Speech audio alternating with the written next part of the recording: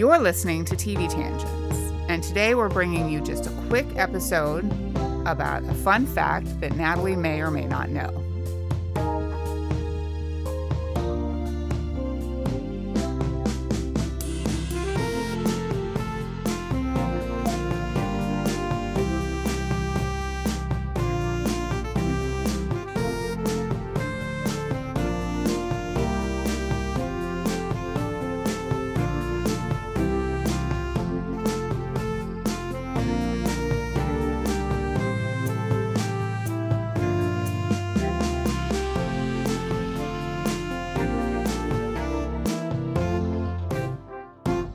Hi, Natalie. Hi, Rebecca.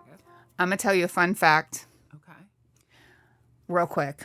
You can tell me whether you knew this or not, and then we'll discuss. Perfect. So, you know who Fran Drescher is. Mm-hmm. Of course. She was in The Nanny. The Nanny. Okay, and lots of other stuff. Mm-hmm. She was also, remember when she did that movie when she was still doing The Nanny, and she was like married a prince in another country, and it was basically The Nanny in another country. I do kind of remember that a little bit. Yeah. Okay, that has absolutely nothing to do with this, but I just always think of her when I'm putting on my makeup. Sometimes I think of her line where she goes, "This castle is just so dark for putting on liquid eyeliner." I don't know. Sad. Aww. So anyway, so you remember her from The Nanny, Mm-hmm. but before she was on The Nanny, when she was a tween, she went to Parsons Junior High School in Flushing, Queens, New York. Oh, of course. Flushing, Queens. That's nice. One day while riding in her car with her dad, she was allegedly abducted by aliens. Oh, Did you know that? I did not know that. Okay, so I couldn't find a lot of information on this, and Okay. I don't know where this story came from. It was reported that she had said this maybe in like an interview or something, but I couldn't find the origin of it. I thought, okay, I feel like I only ever heard a story. Wasn't she assaulted Yes. in real? Okay. Yes, she was. This comes later. Okay. After her abduction. Got it. When she was abducted, she was riding in the car with her dad. She had some lost time. The aliens implanted a microchip in her hand, which resulted in a scar on her hand. So she had a Interesting. scar on her hand. Okay. And she believes that she wasn't the only one because after junior high school, she went to Hillcrest High School and she met a boy named Peter Jacobson. Okay. And they both realized that they had both been abducted in junior high school and had identical scars on their hands from the alien implants. And they bonded over this in high school. And then they grew get up married? and got married. Yeah, I was like, I feel like they got married. Right. That's who she was married to when she was assaulted and he was Okay. there and everything. Yeah. Yes. Some people broke into her home. Peter had told her about his experience driving with his dad, and he was abducted in the car, and he had a scar and showed a scar. So she was convinced that this is why they were meant to be together. Like the aliens wanted them to be together. They had matching implants and whatever. I guess. Interesting. I don't know. Yeah. Again, very it's hard to strange. find all this information. Yes. They did end up getting divorced because Peter I feel like Jacobson he's gay. Okay. Yeah. I was like, And, I feel like they got divorced because he was like they're still very good friends. Right. Yeah. And she told this story to whoever, and then he was asked about it, and he's like, no. He goes, no, she just has a scar on her hand from like some hot water or like some accident in the kitchen or something. Like he's denying this. So again, I don't know what the What? source is, or if he's like, girl, we can't let the can't let 'em aliens know. know. That we're, no. Oh my gosh. Right? You can't talk about this. So, again, they got married at age 21 in 1978. They divorced in 99.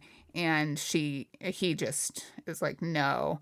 But yeah, again, I feel like that's what the aliens want him to say is no, didn't happen. Maybe they came down from the planet Vulcan in the middle of the night and visited him and said, if you tell anybody, I'm going to melt your brain. Right? So what do you think of Fran's story? And because obviously she's saying, this is how I bonded with my husband. Was he just like a horny high schooler who was like, Oh, yeah, me yeah, too. I also have this scar from an alien implant? That's interesting. I mean, I will say, I don't know if we should get too much into like my beliefs about what really goes on with our subconscious. So that's interesting though. I mean, if she really thinks that she has like missing time and that something happened to her, I am like one of those people who are starting to believe that anything's possible.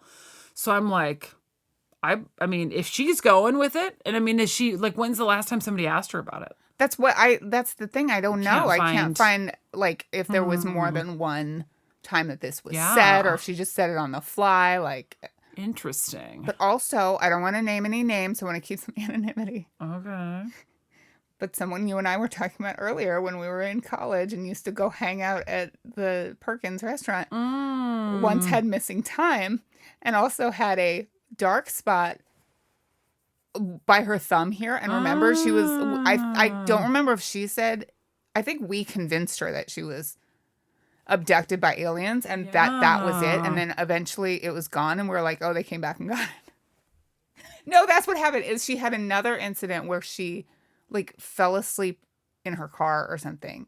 And then she told us about it and we were like, what about that spot on your hand? Is that still there? And she's like, oh my God, it's gone. And we're like, oh my God, they came and got it back. So that's the story I thought of when I heard this. I was like, so it does happen. It does happen. Interesting. Well, yeah, I don't know. I also think that there could be, again, I'm a big believer in there's a lot of psychological stuff where I wonder in a situation like this, though, too, if for some people, we all know you can have very like vivid dreams at times or whatever. So I always kind of wonder, too, does something happen to someone like that where maybe you have a dream or maybe it's some kind of something, maybe it is something different. And then you just go through a situation and all of a sudden you believe it.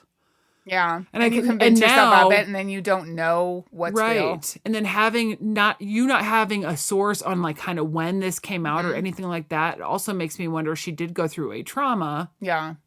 And was it said after that? Like, was it, or I feel like this is a fairly recent thing. Okay. Because then I wonder, like, if you have a trauma, you may have something where your brain goes somewhere else to like convince you of something else. So you don't relive trauma. So who knows? Right. Do you believe in aliens? I am a firm believer that we are not. I think that our egos would be way too big to think that we're alone. Yes. Do you think they come here to visit us in secret? That I don't know. Do you think they have the technology to come here and for us for all these hundreds and thousands of years to not know about it? I feel like because there's all this strange stuff and there has been like UFO sightings and recently there's been, whole stuff about stuff that the government's hidden from us and then there's Area 51, So I don't know. I don't know. And it's always intriguing to me though. And I would never, if somebody told me this story, if Fran Drescher was here right now and she was telling us this story, I would listen intently and be like, if she was like, you don't believe me, do you? I'd be like, you know what? I actually do. If you're telling me this right now, I believe it's possible. You know how I love when people tell stories like that about their cats and stuff. Yeah. It's my favorite thing. It's interesting. I do want to hear those stories from people. Yeah. But if you told me that in earnest, I absolutely would believe that you believe that believe happened. It for sure. Yeah. Like there's like that if that's your story that you're telling, there's got to be something to it. I don't see Fran Drescher having any ulterior motive for telling the public that she was abducted by aliens. Right. After being famous. Right. And after being, Yeah, I don't know. She's gone through a lot of stuff. So interesting. So anyway. All right. That's the story I wanted to tell you. I like it. Just pop in here real quick to tell you. Yeah. Anything else to say about Fran Drescher? No, but I love her. And the Nanny is still on reruns in the evenings, and every once in a while they turn it on. Except they moved it back, and I'm in bed, so I'm like, well, I know you don't get on the TikTok a lot, but a person keeps coming up on my TikTok that she does like Fran Drescher outfits, and it's amazingly good. There recently is a guy, of course, who played a character on Days of Our Lives. So he was being interviewed like on a podcast or something, and they're just playing the sound of it. And he goes, so he plays Andrew Donovan on Days of Our Lives. Okay. His father is Shane Donovan, who's played by Charles Shaughnessy. So when he's being interviewed... That's funny because I know who you're talking about. When he's being interviewed, he was like, yeah, my first day, I mean, you know, it was just crazy. And there I am, because he was talking about... I think this might have been when Drake Hogeson passed away. He's talking about Deidre Hall and Drake Hogeson working with them. He goes, and then I'm standing there, and then I'm there with Mr. Sheffield. And I just was dying. He was like, he goes, because everybody knows that's when I grew up. I know him as Mr. Sheffield. And I was dying. That is hilarious because I totally forgot he was on. But when you said Shane, it all flooded back to me because I watched Shane on there. Yeah. I mean, that's how I knew him way before The Nanny. Yes. I only watched The Nanny intermittently before we watched it. And then, of course, I fell in love with it as soon as we watched it. And you'll remember on The Nanny, they poke fun at the Days of Our Lives character a few times where they're like, he comes in and they're watching and he goes, that's Shane. What a fake British accent. I loved Shane, though. He was so handsome. He is. He's supposed to be coming back on, so yay. Mr. Sheffield. All right. Well, let's wrap it up. Wrap it up, Mike.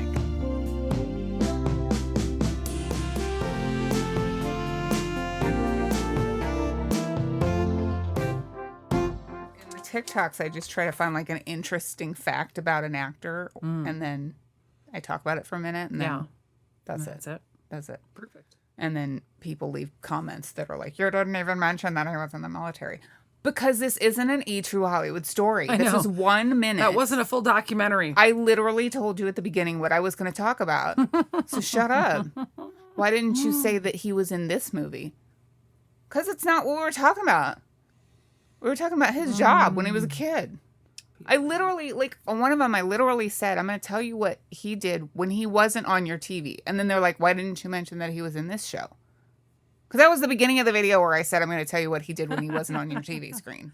Don't leave me comments that say, why didn't you cover this?